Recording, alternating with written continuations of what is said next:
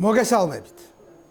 ტრაგედია, რომელსაც ქვია დიუშენის კუნთოვანი დისტროფიით დაავადებული ბავშვების პრობლემა გრძელდება. და ჩვენ მოვიძიეთ საბუთი, სადაც კიდევ ერთხელ შეგვიძლია რომ ვამხილოთ ოცნებად ყვილში.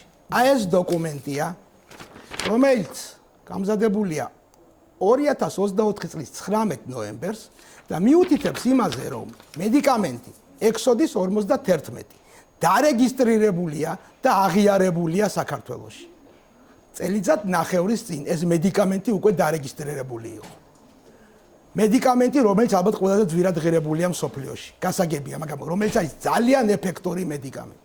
ყველაზე ძვირიანი და ეფექტური მედიკამენტი. და ჩვენ გვარწმუნებს ეგრეთ წოდებული ჯანდაცვის სამინისტრო, თურმე ის აკვირდება მედიკამენტს. თქვენ აღიარებული გყავთ ეს მედიკამენტი.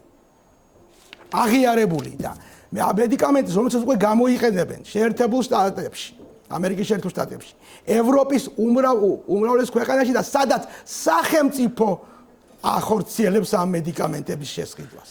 დიახაც სახელმწიფო ახორციელებს ამ მედიკამენტების შესყიდვას.